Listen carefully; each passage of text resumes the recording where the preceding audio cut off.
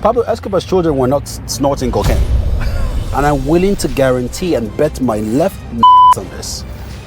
The actual perpetrators of this lunacy does not actually have anybody of the family who's part of it. Every single time I travel, I want to book the next flight back to Dubai. Yeah. ASAP. That was the beginning of my journey when I dropped out of school to then chase that software company that eventually led to what I have now, which is Connectopia as my tech consultancy firm. There's nobody in the Middle East I can't get you in front of with maximum 2 phone calls. Nobody.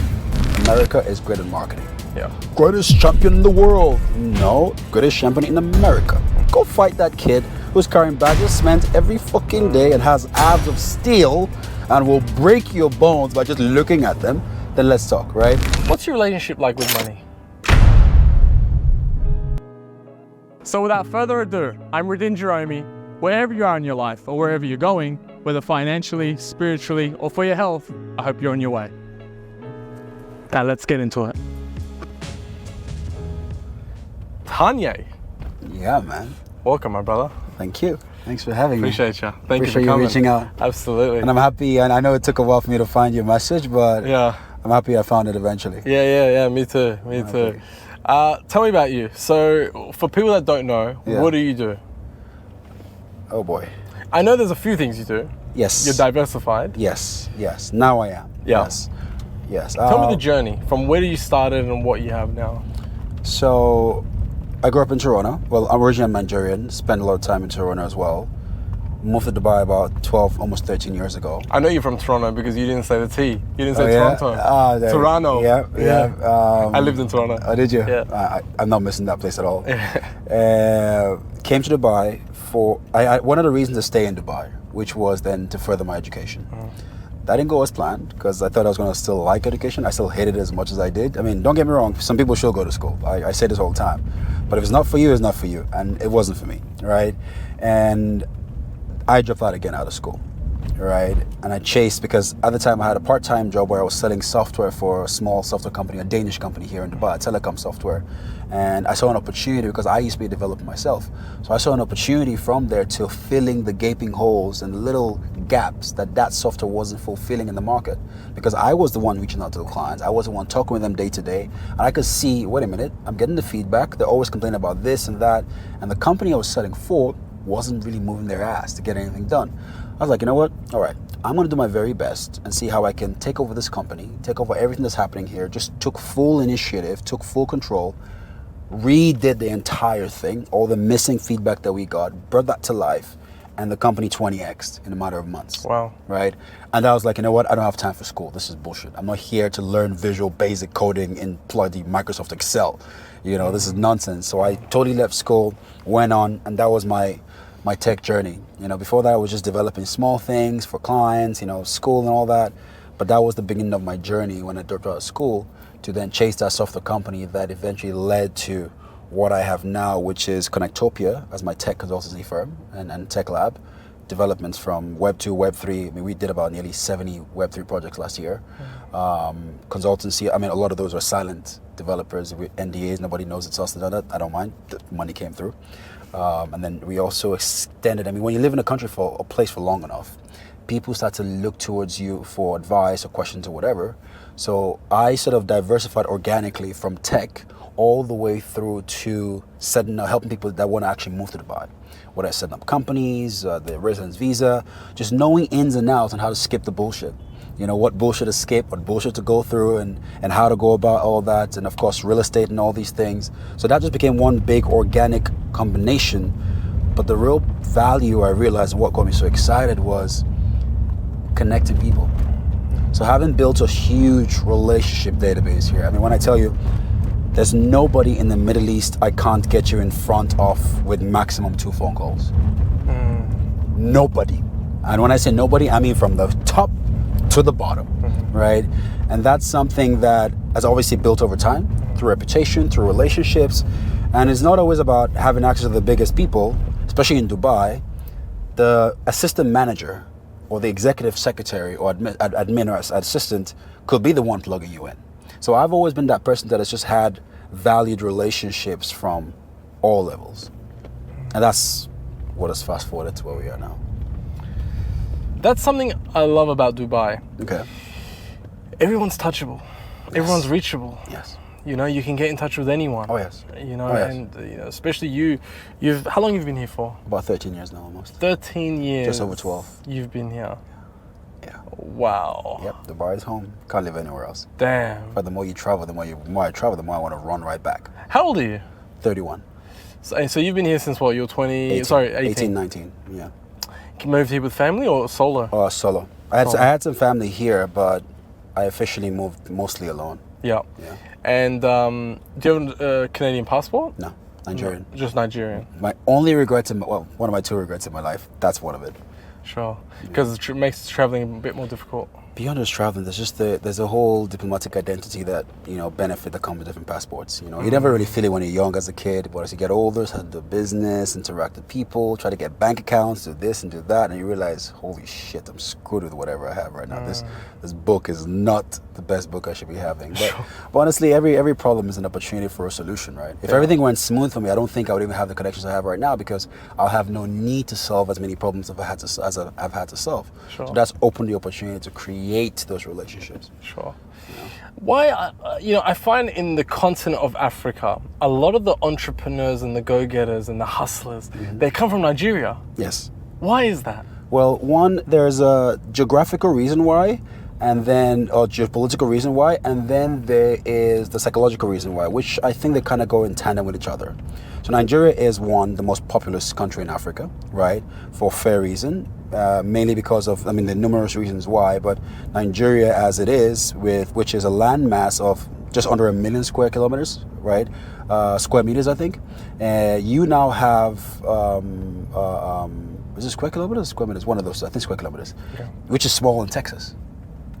Smaller than Texas? Yes, Texas is bigger than Nigerian landmass, but somehow there was a full consolidation of Africans that came through to that dock and that border, where there's all kinds of, some books contradict each other, but some claim that because that was one of the major busiest ports of Africa for the slave trade, that's why you had a lot of Africa converging at that point. Now, a lot of it sounds like horseshit to me, right? I genuinely believe that there are genuinely some bloodlines that are just really more hustle worthy than others. If you go down towards East Africa, they are slow and lazy. No offense to every East African watching this, but you guys are slow and you know it. There's a reason why Nigerians go to their countries and take over everything. Shots fired. Big shots fired, bangers. Their businesses, their properties, their politics, their women, everything. Even their drug trades. Yeah. Nigerians go and take it over. Legal and illegal, we take over everything. Yeah. But that's because the hustle, like you said, the hustle spirit is so high. It's crazy. It really is. And I like to believe that slave trade part has a story to tell, but I generally also believe that there is, even if that was the catalyst for it, because it's now become that system of hustle or be hustled, you just wake up when you're born in the streets of Nigeria, you hustle or you're hustled, and automatically it just keeps spiraling and just going on and on and on. Yeah. And it breeds it into the next generation. 100%. Next generation. 100%. Would you recommend someone like me going to Nigeria for a holiday? Yes. Yeah.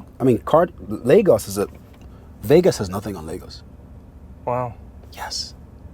Okay. Vegas has nothing on Lagos. Sin City, Lagos. Bro, listen, there are always obviously extremes here. You're not going to have people running around with tits flying out in the street like, you have in Vegas and all this extreme profanity.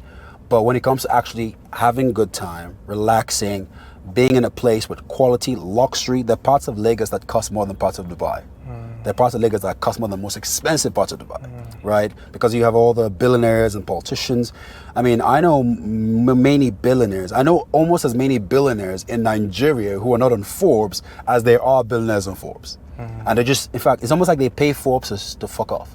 Yeah. Because they don't want their voice, their names out there. They don't want any newspaper outlet, nothing. You got guys who own the shipping, 50% of the entire shipping operations in Nigeria, stuff like that, right? Guys who own the port. You got guys who, legally or illegally, they own or they are controlling certain majority stake of the revenue of a state. These guys don't want to be anywhere public, right? They're just making whatever they're making. So it's such a, and because I know you're an entrepreneur and a very industrious person, you're going to find a way to benefit from that. So yes, I do recommend it. I always say, like the richest people in the world aren't on the Forbes list. Oh, for sure. You know, it's just the people that have been listed and, you know, have their companies non-private, public, and they've got the share prices and you can track it. Yes. But, and even then, you and I know it's all bullshit. Yeah. You know, these companies are not worth $200 billion. They're worth 5 at most. It's just stock price manipulation, all this. I mean, it's a game. Hey, I'm not complaining. You play the game, I'll play it too, but it's bullshit. The guys who have that money cash. Yeah. Even Elon Musk went on record and goes, I think Putin's got more money than me. Oh, for sure. He knows that. It's all about it. And Putin has his net worth in cash. Yeah, correct. You know, not to talk about even if he goes public. And if he doesn't, he'll turn on the machine. Exactly. Bring some new ones. So, you know, Nigeria is also a bit of a holy land as well, especially for the Rastafarians. Okay. Right? I'm not sure. I mean, it's probably a passion of mine. I looked into the Bob Marley history and the Rastafarian culture. And that's where their origins are from. That's where their kings and everything. You didn't hear about this? I had no idea. Wow. I had no idea about this. Yeah. So. I don't know too much in depth and to give you names, but I know that. I always wondered why all the entrepreneurs from Nigeria and why is there such a holy land for Rastafarians there? Interesting. Yeah. That's good information to know. I had no clue about that. Yeah. So what's next for you? What are you focusing on next? So what I've done is two things I'm actually going to focus on. I've recently launched nearly about 30 SaaSes. Wow. Yeah, built them over months, many months. So you code? Not anymore, because it's impossible to code and have a family and run the business. So now because of my coding experience, I can communicate so fast and so lean with the developers and get so much done so quickly. But no, I don't sit down coding anymore. That's just hours of research, R&D and all that. But beyond that, the SaaSes I've launched, they're kind of iterations of each other, where I just launched app versions for pretty much every industry, whether it's e-commerce, medicine, health, you know, whether it's healthcare or logistics or transportation. And I am now creating a new model, which is launch your app in 6 weeks on a subscription. So no need to wait 6 months, 1 year, pay 5-6 figures. You're going to pay a setup fee and ongoing subscription, and we're going to manage the app for you. So now you don't have to worry about lashing out, really crazy high upfront fees. You just go into setting up your company fast, launching fast, that generates revenue, and use that revenue to pay a subscription. And we handle all the extras. And is that a website or just a phone app? Mobile apps, full mobile apps. So we have one SaaS, which is what I call my Portal Pro. That is for real estate agents. That's a website, which I'm also now building the app version. But say you want to build an Uber, I can have you build your own Uber in 4 weeks. Wow. And you're not going to pay $50,000, $70,000, $100,000. You're only going to pay a little setup fee and ongoing a couple $100 to a couple $1,000 a month. Wow. Yeah. And then it's just a subscription fee where you just keep paying monthly. We keep, as long as it stays in the scope of that, we're going to keep managing the entire app, managing the entire server, everything, and just hand you the bill of the extras. Give me an example of how much something like that would cost. So if you were going to build an app, say something like Uber, which is very complex, Uber. It is very complex. Now, also depending on what part of the world you're building in. If you're building an Uber in America, you're spending $80,000 to $200,000, depending on the software, the company you're going with. If you're building, say, an Uber with us, you're looking at about $20,000 to $30,000, $15,000 to $30,000, depending on the features, because they're setting technology and things. Are you going iOS and Android? There are lots of things people don't see, right? Now, that's if you're building with us, and we're very reasonably priced, super cost effective. That was the option normally if you're going to build it outright. Then I was like, you know what? People don't have that money. People don't really have money.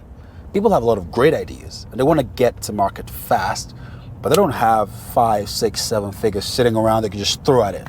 Right? So I'm like, you know what? I mean, even when you build an app, you still pay installments, 25% up front, 50% up front, whatever it is. I'm like, you know what? How about we just destroy that totally and make it so accessible and chewable? Now, that would probably lead to an overproliferation of apps. But again, there's still already hundreds of millions of apps between the Play Store, App Store, Windows Phone Store, Desktop Store. So, I mean, it's already out there anyway. So why not just make it? Because let's be honest. My motto, my company says, improving humankind using innovation. GoPro has improved humankind. Apple has improved humankind. Uber has improved humankind. I really believe there are tons of ideas out there that need to see the daylight. And those ideas are now being suffocated because they don't have the resources. Now, if I can help facilitate those on the resource side by bringing those things to life easier and faster, the whole world wins. That's the way I see it now. I can make some money off that, but the whole world wins too. And I use products that we built. because they are actually relevant for us, right? So that's how I see it.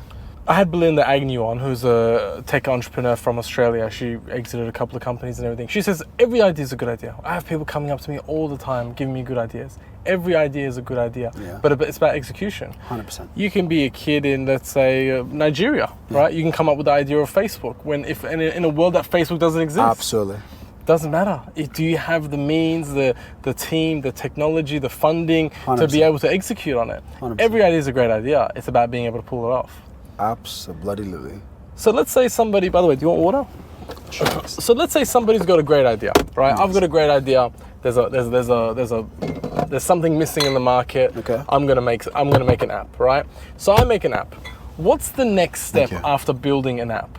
Now, when you build an app, each app is a because business. building an app is like building a car. Correct. Right? But now Correct. you need money to put fuel in the car. You need people to see the car. So that's just the first step. Absolutely. So after you've built the app, what's next? You should now get a license to actually allow you to carry out the operations of the app. So Amazon is a logistics company. They're not an online tech company. They are, but the fact is, what does Amazon actually do? They sell us things and they deliver things to us, right? So Amazon will now have to go through the regulatory bodies that allow them to fulfill those logistics, right? Uber is a transport company, not an app company, right? So Uber needs a transport license, right? So for them to actually operate in whatever jurisdiction, again, different parts of the world have different labels or categorization for different things. In Dubai, you need the RTA approval to operate an Uber, right? The Road and Transport Authority in Dubai. So you need to go to the right authority and say, listen, I've got this idea that's going to be selling home service, home, grooming, massage or whatever. You need to get the right authorities to allow you, whether it's in the healthcare industry, if you're delivering home medical kits and medical tools, you need to get the healthcare approval, the healthcare license, right? So you need to now run into the licensing of that to allow you to operate as a legal business, not an illegal, dodgy, shady app, right? And then from there, you now go into your team building and then your execution and marketing, growing your customer base and everything else. What if you don't have money to do those things? Why? Then you can't start. So you got to However, cap you got a cap. However, I believe in two things. One, you can people that have a lot of money, no ideas. There are billions of people like this, right? You can try to find an investor. I hate that word, but find somebody who's going to be in partnership with, or you can find somebody who can give you the value you're looking for. What do I mean? If I told you I'm building an app today, and I need $100,000 in marketing, you could either give me that $100,000, or you can give me the marketing. The attention I'm looking for, right? You are an influencer, you own a community of whatever, 1 million people. I mean, whether it's social media or your email list or your whatever WhatsApp list, I would rather take the outcome than even the money, because I have to take that money. I got to strategize on how to spend that money. I got to secure a contract with you that says I'm going to deliver on what I promise. And then I got to go and execute and hope, inshallah, to reach the results you already have. So I would rather go to you who has the actual audience than go to the guy with $100,000 because that saves me time, saves me bullshit, and it's really just plug and play. And what I realize, a lot of people and this comes from, I always say, lack breeds creativity.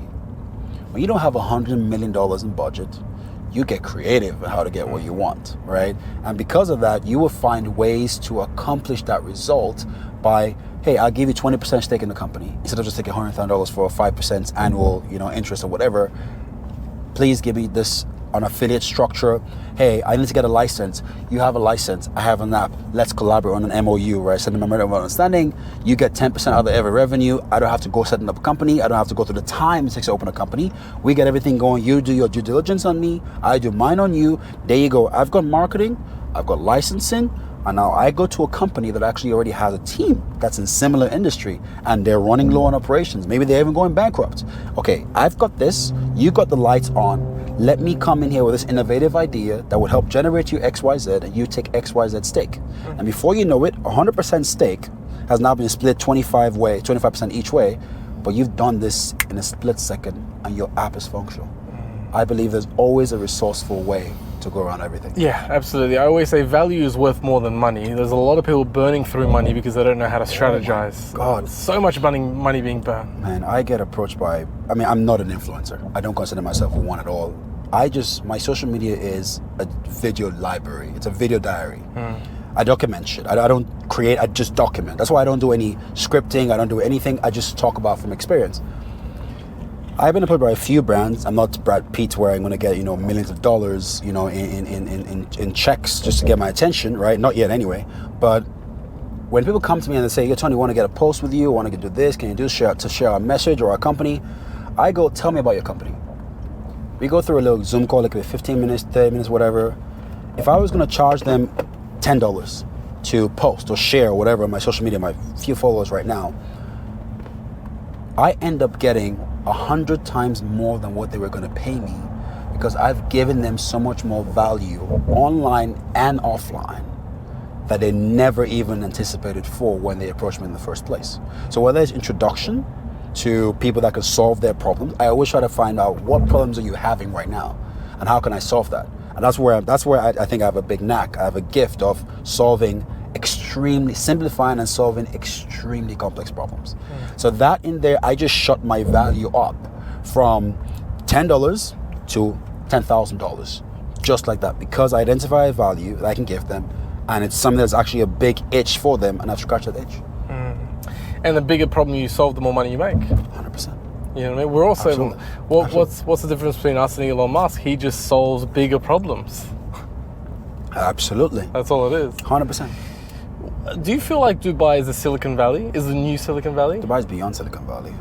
Silicon Valley is a marketing hub. It's a marketing facade. One thing people have to understand is America is great at marketing. Yeah. Right? It's the hype. Yeah. Greatest champion in the world. No, greatest champion in America. Right? Yeah. Now, when you have a champion of the world that feels he can walk on water and hasn't fought a kid from Somalia or a kid from Nigeria, how the fuck do you know you're the greatest champion in the world? Go fight that kid who's carrying bags of cement every fucking day and has abs of steel and will break your bones by just looking at them. Then let's talk, right? And the reason I say that is, back to your question about Dubai being Silicon Valley. Silicon Valley is only Silicon Valley because of how much noise is made about it. But the reality is Silicon Valley was built to be an innovation hub, a center point where everybody can come in with every idea, get full support, build a community, and Dubai has now become that. Dubai has literally gone over the past decade or two. Dubai has taken the best ingredients from every single country, every single city, made their own soup, and that soup is now more delicious than every single soup they took something from. That's a good way of putting it. It's incredible. Yeah. They took salt from here, pepper from here, some seasoning, some curry, and now they've invented this whole new soup. Every other person that's dumped their soup was like, yo, what is that? I want to taste that. You know what I mean? Yeah. That's how I see Dubai. And this is the passion and love I have for Dubai, that I get asked in, comment section a lot of times, how much is Dubai government paying you? I'm like, if they ever offer me money, I would not say no to it, but they don't have to pay me nothing for me to talk about Dubai, because I've seen the worst part of the world, I've seen the mediocre part of the world, and I've seen Dubai. Every single time I travel, I want to book the next flight back to Dubai. ASAP. No matter where you go, no matter how much money you have, you go to south of France and you're paying 20,000 euros a night in the room, and they're treating you as though they're doing you a favor. Like you're privileged to pay them 20,000 euros a night, and you are there at their mercy. Fuck you. You know? And that's just the whole thing that I just get fed up with the quality of experience and communication that you get outside Dubai. That just sucks. Yeah, absolutely. When I first came here, I was like, what am I doing? But then when I went back home, I couldn't wait to come back. Oh man. You know? But when I came in the middle of summer, so I was hot and I was thinking I can't go out, the weather's this. I come from Australia, you know, it's all the beaches and everything. Of course. But then as soon as I went back home, I was like, get me back to Dubai. Dubai's home for me now. It really is. And thank God the weather's not good, because if the weather was good, can you imagine the traffic here? You know what? We need that break. Yeah. We need that. People need to just bugger off for a few, that's 2-3 months, and you know. But again, guess what? My holiday, I love to spend my summer in Dubai. Wow. My girlfriend wants to travel, and that's great. We're gonna, you know, we'll try to find a middle balance. But I like spending summer in Dubai because that's when everyone has gone off. And that's when it's quiet. London is busy. Marbella is busy. Mykonos is on fire. Ibiza is upside down. Dubai is quiet. You walk into Gaia. You walk into Cipriani. You walk into Shanghai. No problem with Zuma having a table at 11 p.m. And at the end of September, good luck. Good luck. Good luck. We're there now. Absolutely. Oh, it's already crazy. Traffic. Oh my God, it's nuts traffic now. is crazy. Now I got to book. I mean, even with connections, you got to book a week ahead, or 2 weeks ahead, and it's not because they don't want to give it to you. Yeah. They genuinely don't have any space for you, no matter what you say. Yeah, of course. If you like this video, consider subscribing. We do weekly podcasts with experts in every industry to help you find direction and guide you on your way. Now let's get back into it. Going back to what I said before about America, I lived in New York for 6 months, and I realized living in New York, America, the biggest thing that America exports around the world is culture. Yes. They are massive marketers. They push their movies, they push their culture, their beliefs, yes. LGBT, and everything. They push that around the world. God. It's nuts. Right? So that's and I like that. With some of the things Dubai resists, like the LGBT thing. And oh my God, that's the reason why we live here. There's only 2 genders. Why are they trying to make more genders? They know this. The people who are perpetrating this know this. Yeah. They don't want their kids. I mean, Pablo Escobar's children were not snorting cocaine. Just as a little metaphor, right? Yeah. And I'm willing to guarantee and bet my left nuts on this. The actual perpetrators of this lunacy does not actually have anybody of the family who is part of this. Not yet, anyway. Karma is going to bite them in the ass, but there's always an agenda for everything.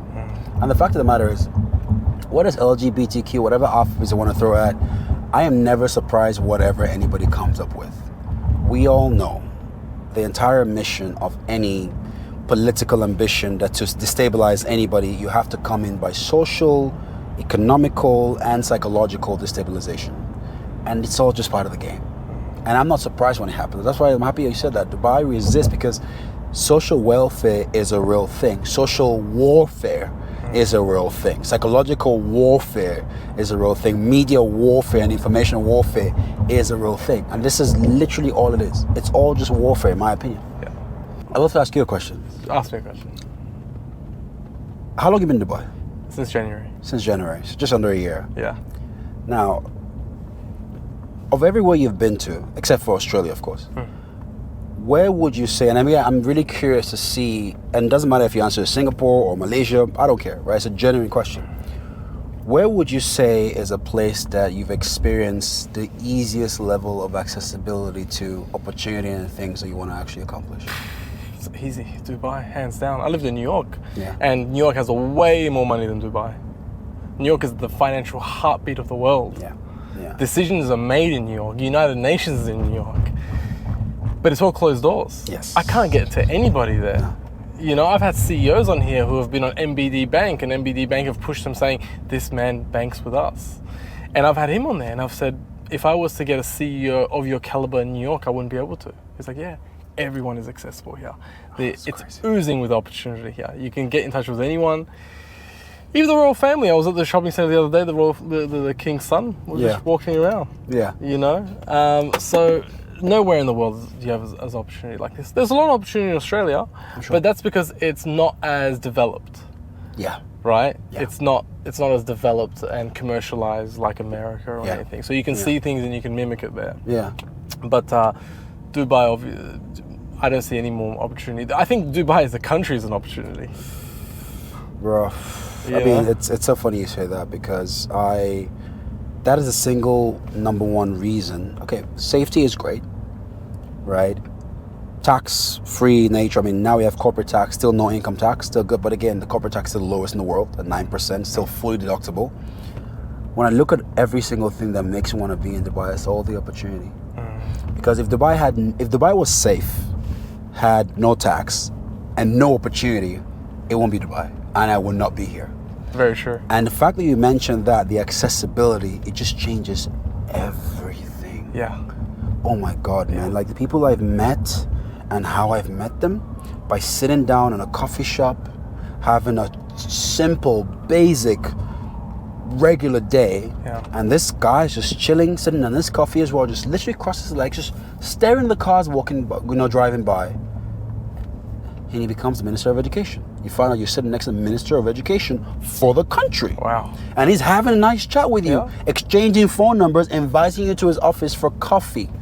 because he's liked your personality, or you guys have vibed on something, or you agree on something. What? Crazy. That's impossible anywhere else in the world. Yeah. Impossible. Yeah, very true. It is impossible.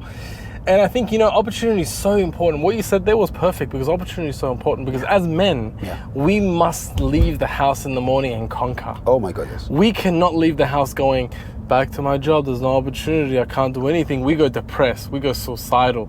Our life is over. We're living, we're alive, but we're not living. 0. 100%. Right? 0 life there. So 100%. opportunity is huge, because men need to conquer, need to get out and have fulfillment. Yes. Right? Yes. Okay, so we love Dubai, we're not leaving, this is home, right? What's some of the disadvantages of Dubai? I would say, if I was to go first, I would say the mentality of women. Okay. In Australia, or even in Toronto, Okay. a girl might be dating a guy, and she'll be like, his name is Paul, he's so cute, he plays soccer on the weekends, oh cute, what does he do?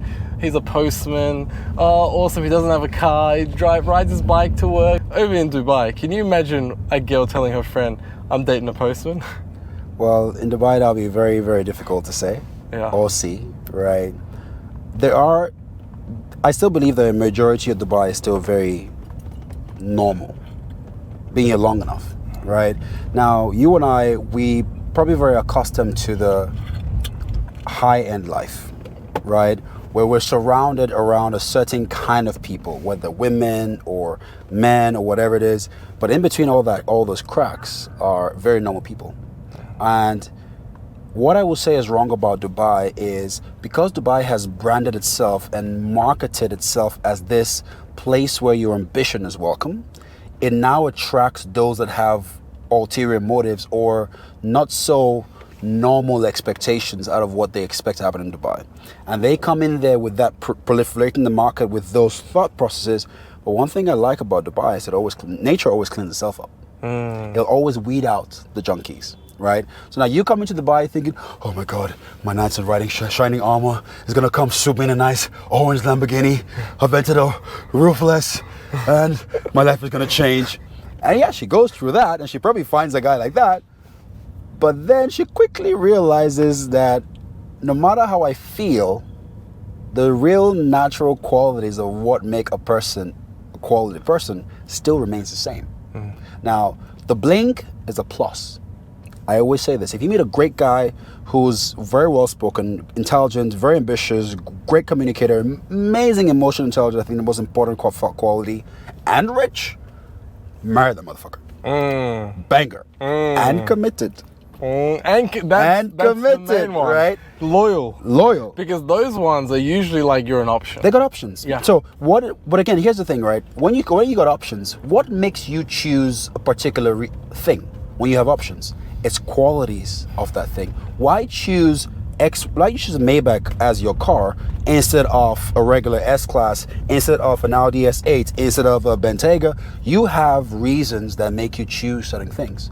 Now, not everybody's surprised in monogamy and all that. That's their problem. No problem. I do. I subscribe very much to monogamy. I also believe it's not about just monogamy. I believe when you actually have a person that you have a quality connection and time with, you have no desire to spend your time elsewhere. When you have something that captivates your attention, you have no desire. It's not about you wanting or not wanting. It'll just fix itself the way it is, in my opinion. Now, to say that again, because Dubai has this high, oh my God, man, where do you go when you see this many G-Wagons and Bentleys and Rolls Royces in a short space, and Bugattis? There are as many Bugattis as there are Ferraris in some countries. Oh, yeah. Or Audi R8s in some countries. Countries, not cities, countries, right? Now, when you think about that, that will automatically attract people that have a very surface level expectation of their life. Yeah. But that doesn't also mean there's not a flip side too, right? The bad would always lead to the good. There's always the bad intentions that would always get cleaned up and washed up and put into the washing machine, if you want to call it that. But I think that's probably the number one thing about Dubai's flashiness and Dubai's branding, that it attracts people that have, the honey attracts the flies, as they always say. Dubai is the honey. Dubai has the honey. the flies will come, the mosquitoes will come. Of course. But there'll also be, those who take the honey precariously for good reason as well. Well said. Very well said. It also goes by, when you're single, instead of chasing butterflies, you got to create a beautiful garden that attracts butterflies, right?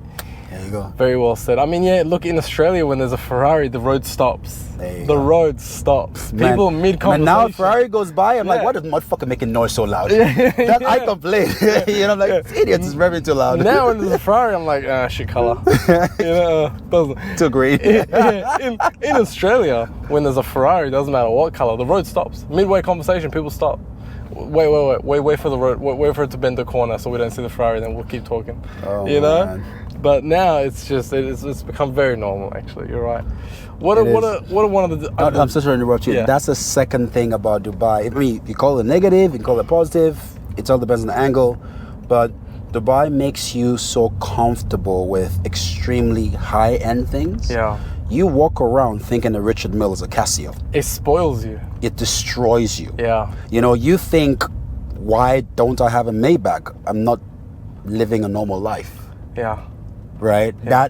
That is the expectation, because Dubai has so normalized and standardized what the rest, and the real reason we said it is because the rest of the world has actually made a big deal out of these things, but they don't have it so much. But because Dubai has it so much, it now we become literally a bit complacent to it all.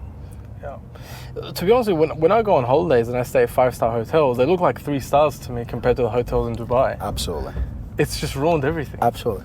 You're paying for a name. Oh yeah, this is the Hilton here, or this is the whatever here and whatever. I'm like, yeah, okay, nice name, but shit fucking building. Really, I was in Istanbul last week. I was at the W. Yeah. The W. It's a nice hotel. Yeah. Supposed to be. It looked like a brothel to me. It looked like it was no ventilation. It was horrible. No offense to W Istanbul, please. The W Istanbul, you need renovations. I'm sure they do. I didn't put a bad review up though. Not yet. Not yet. Let's talk about money. Absolutely. What's your relationship like with money?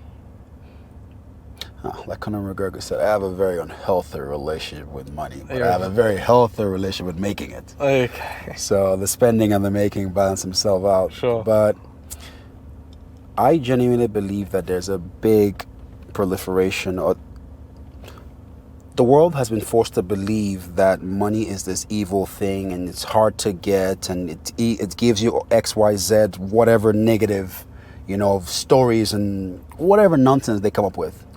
And that has actually created a very big stigma and conflict in people on how they should actually behave, or the relationship they should have with money. Again, this is my opinion, right?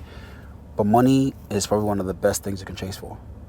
And I say that because how the hell do you pay for your mother's bill when she gets that hospital bill? How? Not by your bloody prayers and your bloody fucking wishful thinking. Not by your love for your flowers and your garden and your nature. You pay with that with Benjamin Franklin's, right? And that's something where people will have this belief that it's such a hard thing to get. Like you rightly said earlier, right? You get money based in direct relation to the problems you're solving. People now believe they have to receive and be given and earn money, instead of it's just a thing that you get in exchange for solving a problem, which then removes the emotional heavyweight of it and makes it a very, very easy transactionary relationship. And that's literally where it is.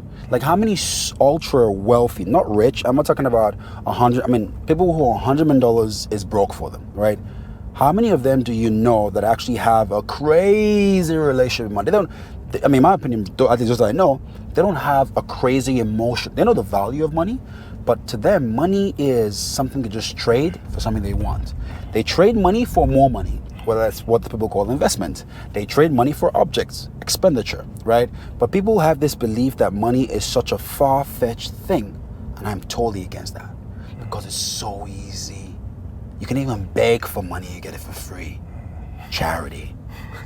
So why would anybody walk around the earth thinking it's a very difficult thing to receive? Now don't get me wrong, there are certain things that might take some due process. If you build a company, you build this, you do that, there'll be due process for you to receive your funds, and that's fine.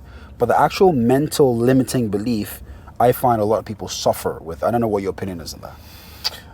No, I 100% agree with everything that you said. I mean, I think one of my favorite quotes is the devil doesn't block opportunities. The devil limits your belief in believing in yourself to make the money, right? So you're your own devil, Yes. you know?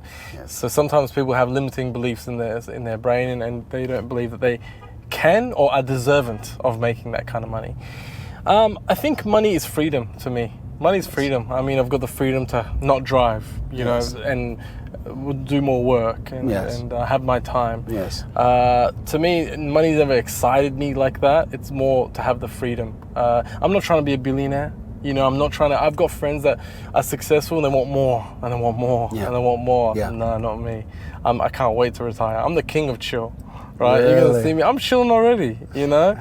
So that's why I'm not that money hungry person. I'm all about lifestyle. For me, currency is freedom. That's the ultimate flex. That's the ultimate being able to just wake up, not have to kiss anyone's ass, not have to do anything. Just wake up, have your coffee when you want, start the day if you want, you know, take the day off if you want.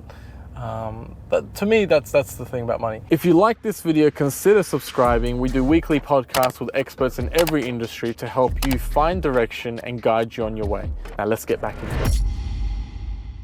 So you got a girlfriend? Yeah. How long have you been with her for? Almost 2 years now.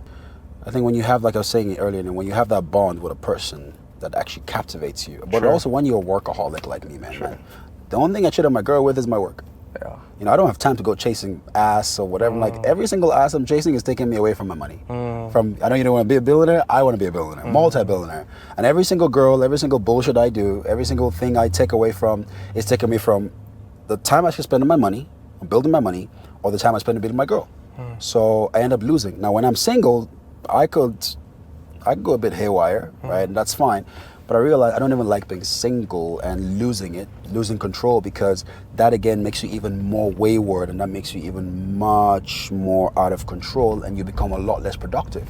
Whether you're single or not, whether you have a relationship or not, you have a family or not, you need to still feed yourself. You need to still eat. And the less productive you get, the more you lose, right? So why the hell would I trade that for ass? You know, it's funny. Women are born with their value. And men have to build their value, right? And women pick and choose, he's a more high value man, he makes more money or whatever. Yes. But when you're with a woman, you know, subconsciously, women actually drain your time to devalue you.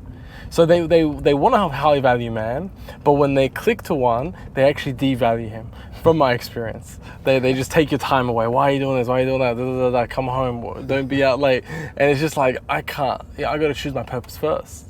That's a very common pitfall that a lot of men make, where their heart melts for the girl and they say, sorry baby, I'll come home, no worries, da, da, da. Over time, she's gonna start losing respect for you. She's gonna see that you are just a pushover. You're just gonna come home whenever she wants you to come home, and you're not fixed on your purpose, and you become less of a man in her eyes. Yeah. No, it's funny you said that, because I agree with that to a very large degree, and a huge part of it comes to insecurity and lack of emotional awareness, right? And insecurity on both sides. The women wanted the man to come home, and the man, you know, being that simp to just jump at it, you know, we'll jump at whatever is hanging fruit is in there. But lucky for me, I have a girlfriend, for example, that she understands the value of the hustle. She understands I got to go do what I got to do. There are limits, of course. There's no hustle keeping me out till 4 a.m. in the morning every single day. That's bullshit, right? No matter what you say, guys, you can be home before 4 a.m. in the morning every night. Yeah. There are those exceptions. There, DJs, well, except for what it is now, DJs are working nights and they're home all day. Yeah. So it's a reverse role, and whoever's dating a DJ, they know what to expect. Yeah. But when you're out all day long, bro, what are you doing? You know. But on a reality, for example, she has the idea and understanding that now she and I have our love language is very similar. Physical touch, quality time, acts of service. I mean, we want it all, right? Gifts, everything. We do it with each other. But now the thing is, whenever we have a clear outline, she's got her own business. I've got my own business. Now, she's a woman. She's a traditional woman where a man must be a man, a man must be a provider. And I like that because that's what I subscribe to. I'm not a fan of all these feminist bullshit, right? Now, not calling it bullshit extremely, but I believe a man should be a man and be a provider. And the reason I say that is for very, very simple reasons. If a man and a woman are too busy running around chasing money, who's looking after the kids? Who's instilling the values of you and your wife into your children? What, a nanny? A maid? YouTube? Who's doing that? So one of you has to be there as the ambassador of the family's mindset and mentality to be able to convey that to your children. That's the reason why now, if a woman is the one that's making the money, the man must stay home, or at least be more accessible in quality time to the children on the foundational level, and also quality time to his partner. Right? I have no problem either way, but I'm a traditional African man where the man makes the money and the women are natural nurturers. I don't care what any modern day science and bullshit says. Women are natural nurturers. Men are natural providers and survivors. That's the game. As you said as well, we need a purpose. We need a challenge. We need to get out there and kill, bring the fucking meat home. Right? Now, I believe that is something that once you have, again, it comes to conversation, emotional maturity and emotional awareness, emotional intelligence, and those combinations and juxtaposition comes to great sex. Everything. It comes to you having money in your pocket, right? Now, when you combine all these together, I really believe then you can actually have a partner who can have, and it comes to sync. Some men want to be commanded. Some men want their mind fucked by their wife. Some men like that shit. Some men want to be left alone for days and then they come when they want. And if they can find, I believe it's about honesty and communication, where when you find a partner who genuinely understands what you want, you understand what they want, and you guys are aligned and genuinely okay with it, happy days. That's my opinion. I appreciate you coming on the pod. Appreciate the invite. I appreciate the insight that you have, someone that's got so much experience in Dubai. We'd like to finish off every podcast with the same question that we ask every guest. Okay. If you could have a dinner party with 3 people, dead or alive, Oh boy. who would they be and why? 3 people dead or alive. Dead or alive. It's a dinner party. Now, Dinner party. So everyone's talking. But the whole idea of this question is we want to see who you're inspired by, who you look up to. Who That's inspires a you? very interesting question because there are a shit ton of people that I could answer.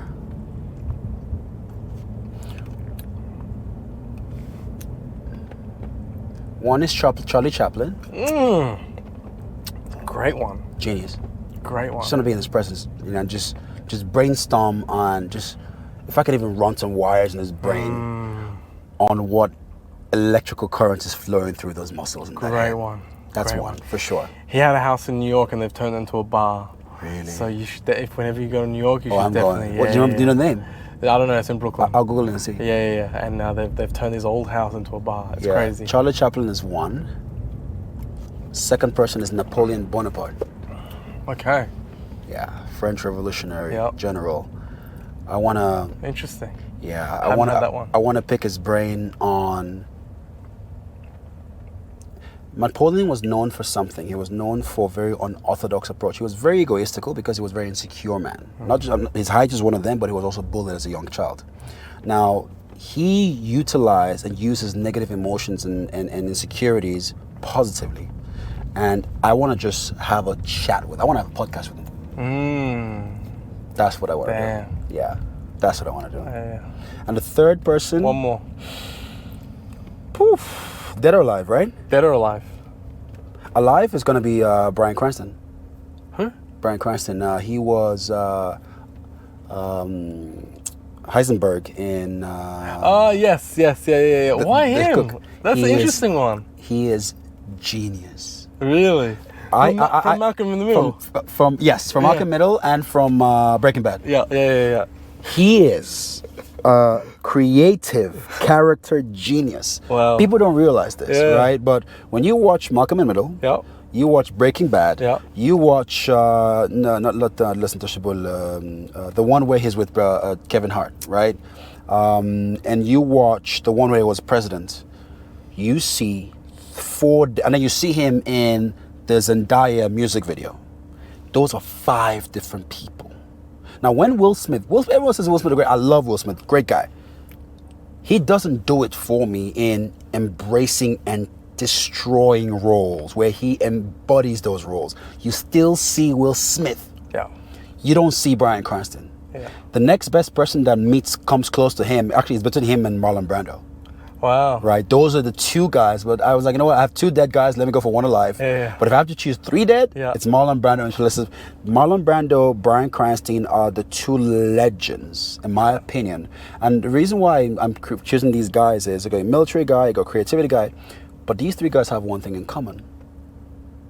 They're creative genius.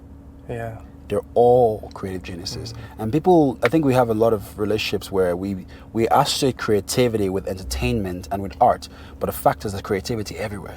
The fact that an Apple iPhone and Apple iMac is shaped the way it's shaped is creative, right? Creativity and functionality is what makes the technical side of things, right? And these guys are masters and geniuses in how they have harnessed, and I know a lot about their backstory as well. And if you know their backstory like I do, you would know these guys are just magnificent. How they've conquered all the adversity in their life, how they took nothing, literally nothing, and all the challenges they had, and made it into something just plain incredible. So those are my three guys. I can definitely see you're a movie buff. I mean, you went with the OG Charlie Chaplin, bro, not a word said, made movies. Bro, listen. And now you go to the modern day. I appreciate Honestly, that. I appreciate that. It's, Listen, I had fun. Likewise, Thank you, Kanye. likewise. Kanye. Hey, don't cut that one out. Leave that. I thought I was better looking than Kanye, but hey, sure, fuck it, I'll take it. I appreciate that. Nah, Thanks for coming. Man. Appreciate thank you. Appreciate the invite.